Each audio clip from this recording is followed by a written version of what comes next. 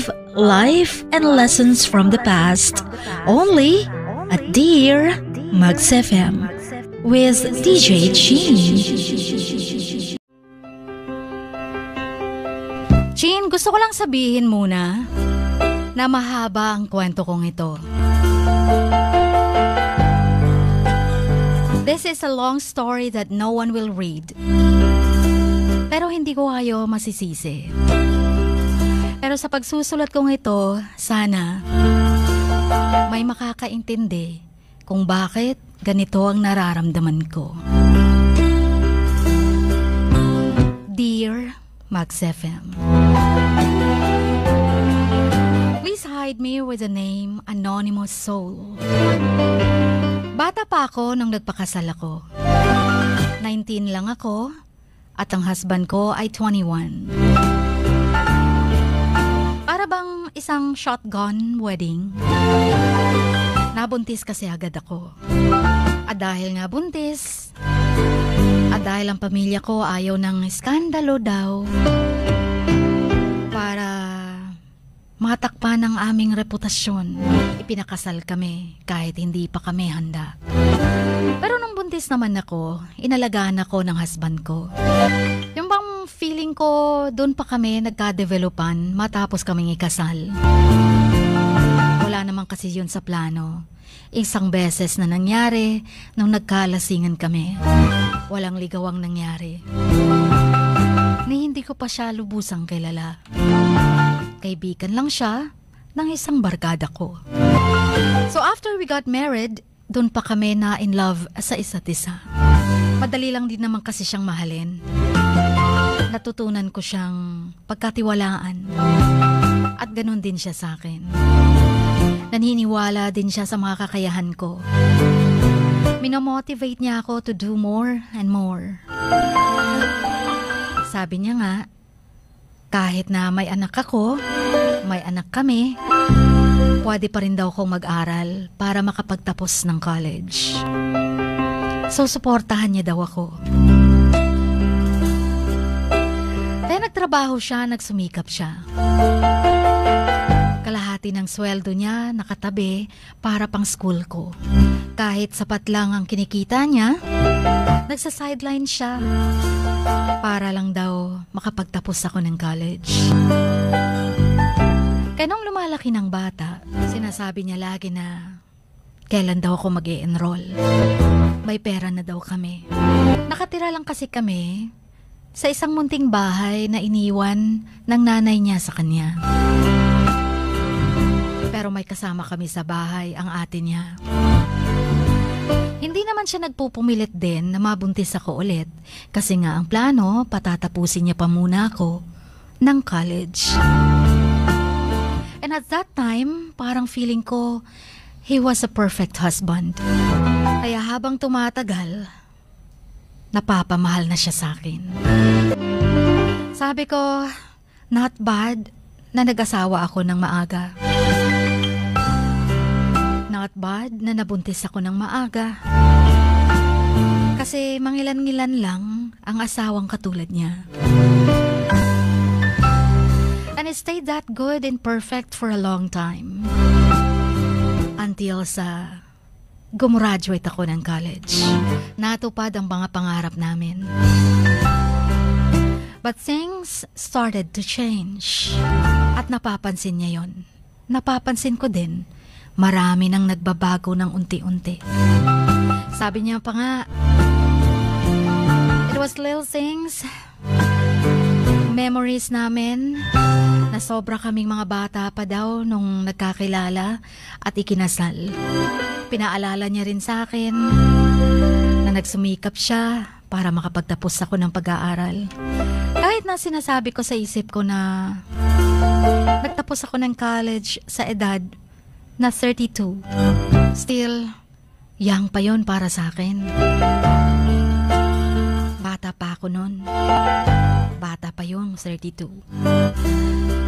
Pero dun nagsimula din na para bang dun pa siya nagbibinata. He started to go out with his friends more. Not like before. Para bang late bloomer siya. Dati-rate, yung mga barkada niyang pumupunta sa amin. But this time, siya na yung sumasama lumalabas ng bahay. Tapos, nagbabasketball na, kahit gabi. Nag-ML na.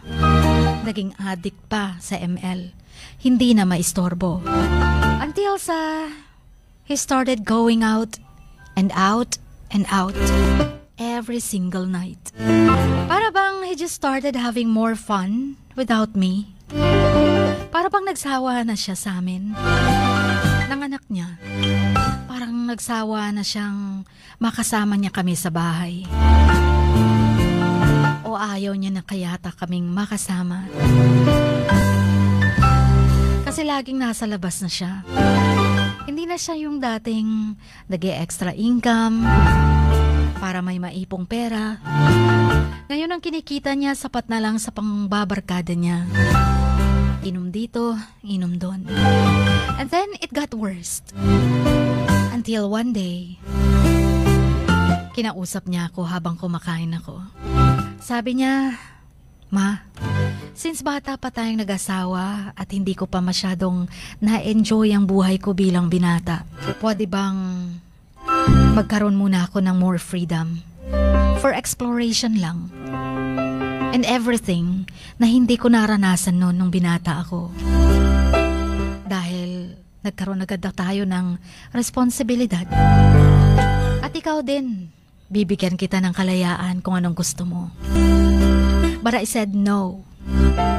Kasi parang hindi na siya sigurado na he wanted to continue with what we have. Parang feeling ko parang anytime pwede niya kaming i-give up. Parang anytime nagsawa na siya at iiwan niya kami, ipagpapalit sa mga barkada niya. Until sa humaba ang pagtatalo namin. Sabi ko, ano ba talaga ang totoo? Meron ka na bang iba? Sabi niya, wala pa naman daw ang ibang babae. Wala pa naman daw. So, ibig bang sabihin nun, posible? Posible siyang magkakaroon pa ng ibang karelasyon. Kaya gusto niya ng more freedom. Walang commitment. Nagalit ako, Chin. Tumaas ang boses ko at nagkasigawan kami. Until he said he decided na he didn't want to be married anymore. Gusto niya nang makipaghiwalay sa akin. Hindi daw siya nagloko sa akin, pero iiwan niya kami. Susuportahan naman daw niya yung bata. Pero hindi na daw siya masaya sa pagsasama namin. Tumalikod ako na umiiyak. Sabi niya, pag-isipan ko daw ng maibig. Dahil napag-isipan niya na daw ng mabuti. Sabi niya, ginawa naman daw niya ang lahat mapagtapos niya daw ako ng pag-aaral. Siguro daw sapat na yon. Siya naman, sarili niya naman daw ang bibigyan niya ng atensyon. But honestly, only emotionally, I felt blindsided. I begged him to stay. Even I said na, sige, open marriage, walang commitment. Sige, bibigyan kita ng kalayaan pero uwi ka pa rin sa amin ng anak mo. Andito pa rin kami. Pero pagbibigyan kita sa kalayaang hinihingi mo para ma-enjoy mo ang kabataan mo na hindi mo nagawa noon. Pero suddenly he declined. Ayaw niya. Ayaw na daw niya ng ganun. Ayaw niya daw isipin na mayroon siyang mag-ina na naghihintay sa kanya sa bahay. Ayaw niyang isipin na may inuuwian siya sa gabi at inoorasan siya. Parang wala pa rin daw nangyaring ganun. Parang hindi pa rin daw niya mararamdaman ang kalayaan niya totally. Pero sabi naman niya, pwede naman kaming manatili doon sa bahay. Pero siya, magbo-board daw kasama ang isang barkada niya. Kasamahan niya rin sa trabaho. Kahit pinag-aral niya ako, Chin, Naging perfect husband siya once sa akin. Kahit susuportahan niya pang anak ko, anak namin. The point is, gusto niyang makipaghiwalay na sa akin. Na-realize niya bang hindi niya talaga ako mahal? Pinagbigyan niya lang ba ako? Sinisisi niya ba ako kung bakit nagpakasal kami ng maaga? Kung bakit naging ama siya ng maaga? Ginawa naman namin yun. Pareho naming ginusto yun. Pero bakit parang nararamdaman kong ako ang may kasalanan? He wanted to stay with his friends. Ayaw niyang uwian ako. Pero ako kasi, Chin, na in love na ako sa kanya. Mahal ko na siya. Pagkatapos ba namang maging perfect once siya sa akin? Yung totoong minahal ko na siya, saka siya mafo-fall out of love sa akin. At may anak na kami, kasal na kami. Hindi naman pwedeng baliwalain niya na lang kami, nang ganun-ganun na lang. Sabi niya sa akin, hayaan mo, hindi kita ibablock sa Facebook. Walang bad words na manggagaling daw sa kanya about sa akin. Kahit iwalay na daw kami, siya daw ang mag-i-explain sa mga magulang ko. Pero mga sagot ko lang sa kanya puro luha. Mga luhang hindi mapigilan sa pagpatak. At hindi ko na siya kinakausap. Pero naghihintay siya sa aking kasagutan. Ang final na paghihiwalay namin. Matapos ang ilang araw, na magang-magang mga mata ko. Naging matapang ako at sinabi ko sa kanya, sige, hiwalay na tayo. Wala nang pakialaman sa isa't isa, basta ang responsibilidad mo sa anak mo gawin mo.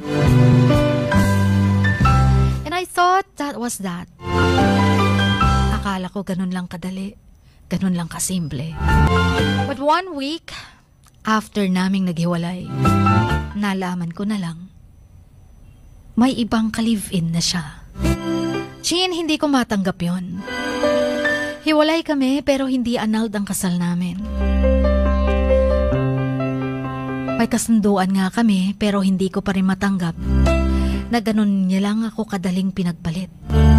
Sabi niya hindi daw siya nagtaksil. Yun pala ay matagal na niyang nililigawan yung babae. Yun lang pala ang inaantay niya. Ang maghiwalay kami ng tuluyan para ma-live-in niya ang babaeng gusto niya. Ang mas masakit pa, ang babaeng ka-live-in niya ngayon ay isa sa mga bridesmaids namin. Isang bridesmaid na hindi ko kilala nun dahil sa side niya nanggaling. Matagal niya na palang crush yun. Kaya pala halos ayaw niyang ngumiti sa akin during sa kasal namin. Kasi may iba siyang gusto. Now at this point, gusto ko siyang isumpa. Gusto ko siyang labanan sa korte. Na hindi pwede yun. Hindi pwedeng magkaroon siya ng kirida. Dahil kasal pa kami. Pumunta siya sa akin, nagmamakaawa. Napalayain ko na siya. Pero matapang ako. Sabi ko, magkikita tayo sa korte. Oo nga't nag-promise tayo na walang commitment sa isa't isa. Pero ang sabi mo kasi, hindi ka nag-cheat sa akin. Pero yun pala, matagal mo na akong pinagtaksilan. Inantay mo lang ang paghihiwalay. Mostly thought it was him and that he wanted to make amends or something. Gusto niya makipagbate, makipag-reconcile. Pero ginawa niya ang lahat ng yon para sa babae niya. Pumunta pa siya sa bahay kasama ang nanay niya. Ganon din ang pakiusap. Pinaintindi sa akin na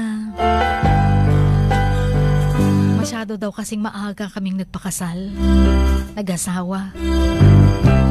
Sino ba naman ang pwede naming sisihin kundi sila din? Bakit nila kami pinilit na magpakasal? Kayong batang-bata pa kami at hindi pa noon handa. Hindi pa namin nasubukang gumala bilang isang dalaga at binata.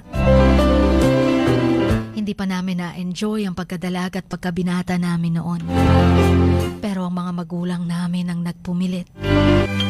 Kaya masyado akong naiinis.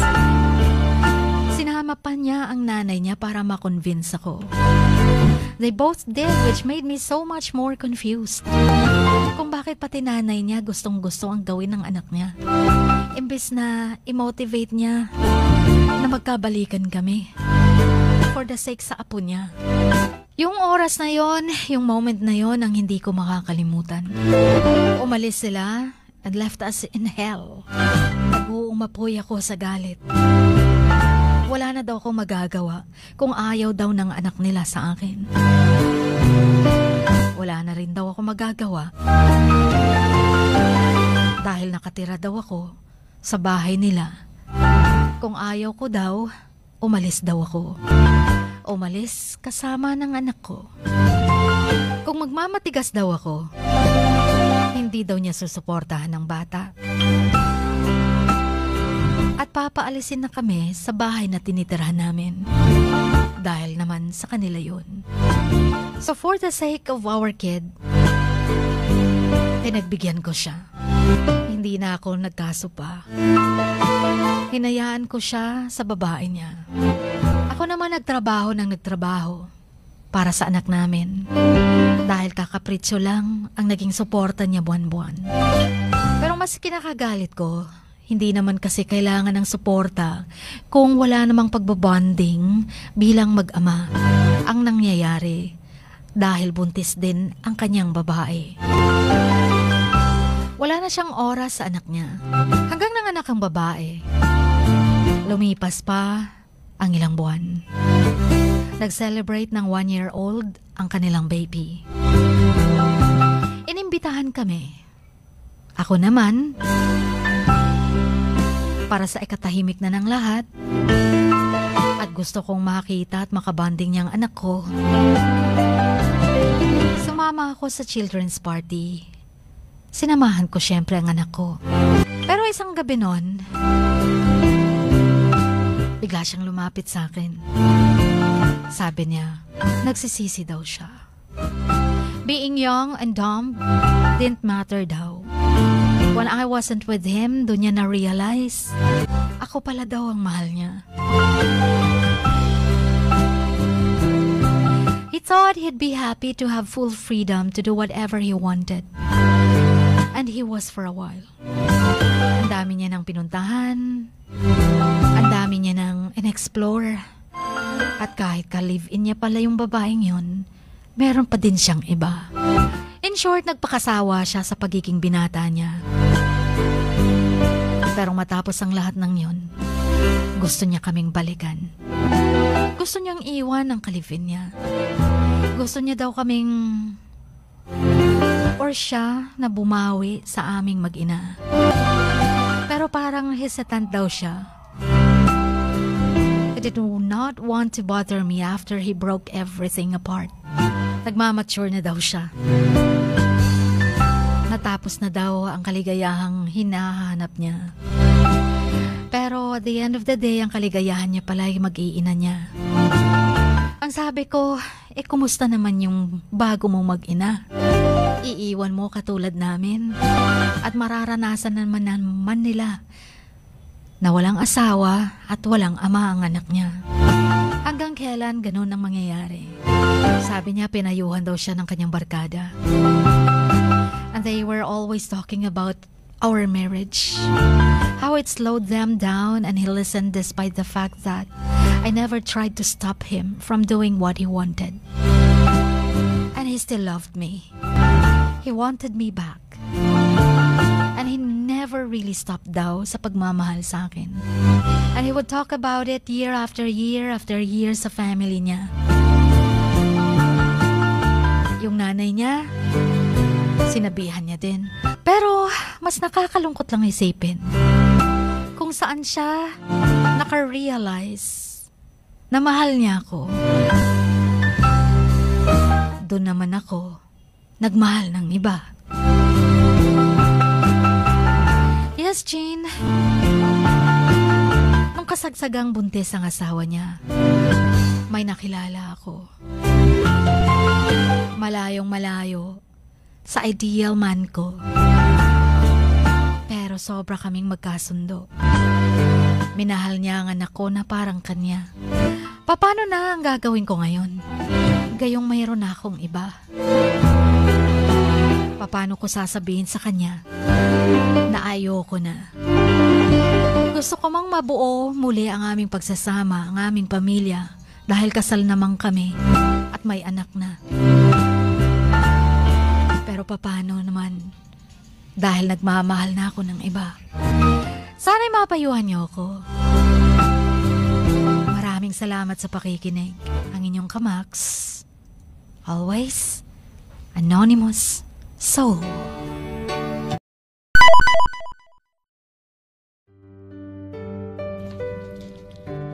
Sa bawat pagluha mo, may nakatagong kwento. Sa bawat ngiti mo, may gustong sabihin ang puso mo. At sa likod ng iyong halakak at maging sa pagkabiko mo, may mensaheng nakabalot sa iyong pagkatao. At ang tanging nais mo lamang ay mapakinggan ang mga ito ng buong mundo. Dear Max FM with DJ Chini. Life has got all those twists and turns. Stand up for what you believe in. What lies behind you and what lies in front of you pales in comparison to what lies inside of you. Dear Max FM with DJ Chini. Sabi nga nila, ang pagsusulat kapag masyado mong diniinan hanggang sa susunod na pahina ay nagmamarka. Katulad ng pagmamahal, kapag masyado mong ibinigay ang lahat, yung sakit na gawa ng nakaraan, dala pa rin hanggang kasalukuyan. Dear Max FM, you own your story and you are the author of your own book of life. Don't let others write your script, but let others hear your story and make them inspired. Kaya sumulat na, maging bahagi ng aming programa. Dear Max FM with DJ Chini, tuwing Lunes hanggang Biyernes, 1:00 hanggang 3:00 ng hapon sa Max News FM, Sock Sargent. Love, life, and lessons from the past, only at Dear Max FM with DJ Chini.